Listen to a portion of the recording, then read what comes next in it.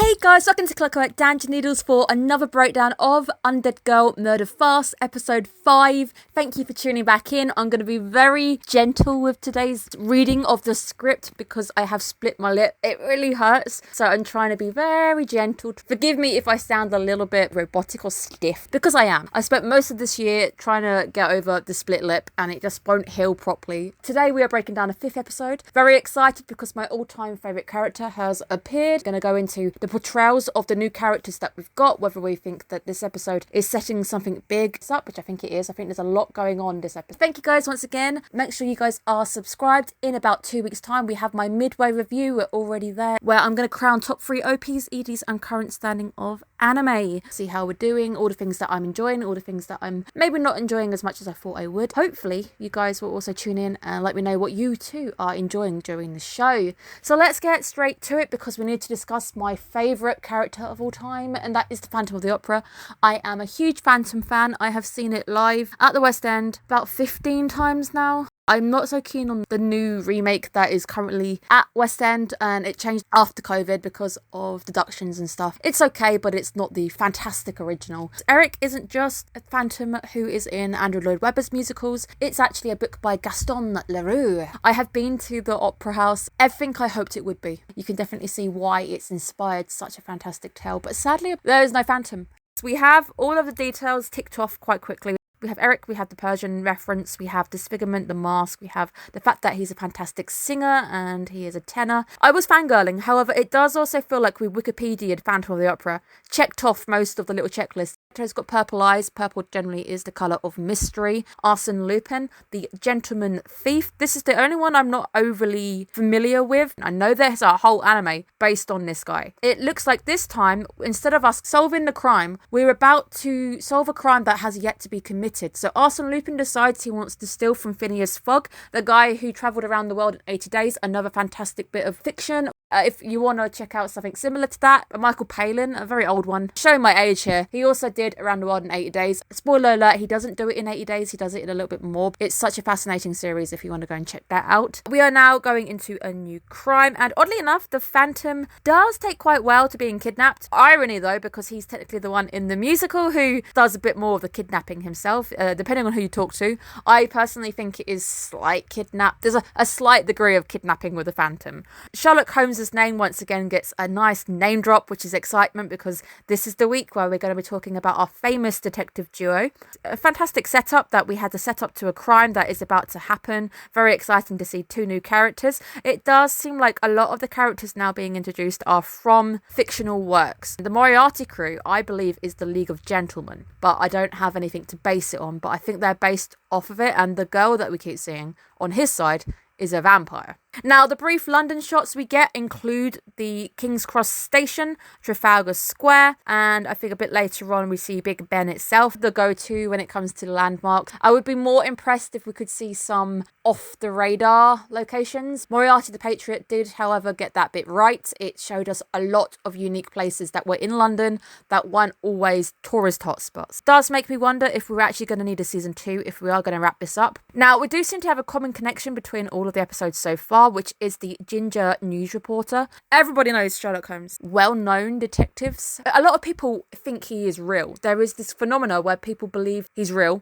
He's not a real character. He is fictional, I'm afraid. But it's very interesting to see how he's portrayed. I like the less frivolous appearance, the less anime appearance, if that makes sense. He has all these defining features, but they're not OTT. He's got a very sharp nose, which I also really like. He's a little bit OTT already, and I love it. Moriarty the Patriot, everybody over there has an anime look to them. They look anime. This Sherlock Holmes almost feels he's got background character treatment where he's not OTT, but he also is OTT because he's got the rings in his eyes and he's special enough just to stand out, which I think is great. We also get the name Lestrade being bounced around, which is of course the head of Scotland Yard. It's also nice to see our boy Watson wearing the bowler hat. I think Watson looks how I imagined Watson to look. Do like the depiction of these two. I think they look great, and it's going to be interesting to see these guys in actions. Love the fact that he's already in handcuffs. That is the perfect introduction to Sherlock Holmes. All of the detectives that have been summoned have been arrested. That is just funny. I love it. We do get a little hint that Scotland Yard's reputation again is poor.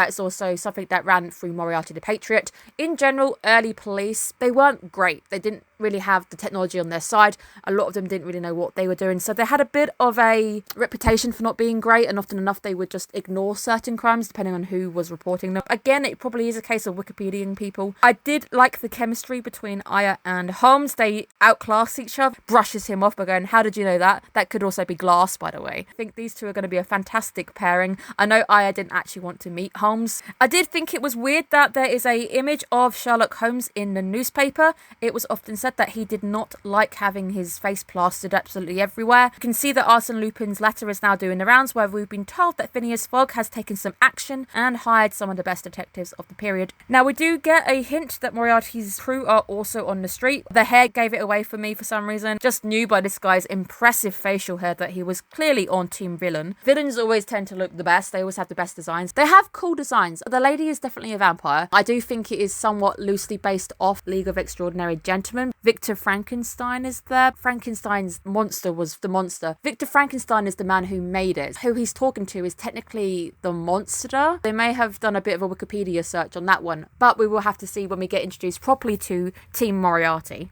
Now, we do get a lovely, natural, polluted London skyline. You wouldn't really be Victorian London without having one of these. Multiple chimney pots are spewing out some coal smoke into the sky. That's when we get a second look at the illusionist and the lady. The lady holding the umbrella up, definitely a vampire, because last event we saw with the vampires, they had the little red eyeliner around the eyes, just a hint that they're also vampires. She has the same. Does make you wonder if Goddard was supposed to be aiding her for some reason, or whether she is Goddard's replacement. Maybe she was used to lure him in, but he ended up turning the whole gig down. Phantom is seen in the crowd, so you know Arsène Lupin is somewhere nearby. There's also a nice shot of a proper Victorian room, and it's really close together. It's very cramped with the two. There's a mirror in it, hallmarks of a Victorian building, which I really like. Absolute comedy of all of the famous detectives suddenly arriving, everyone getting excited, and every single one has been handcuffed, giving off the really bad impression that Scotland Yard has handcuffed their detectives. They've forced them to come to the mansion. A funny arrival, which I really like. Now, around the world in 80 days, we meet Phineas Fogg. Passport out. I could never get that guy's name right. Vaguely remember the story of them travelling around. They've obviously collected a lot of very international treasures.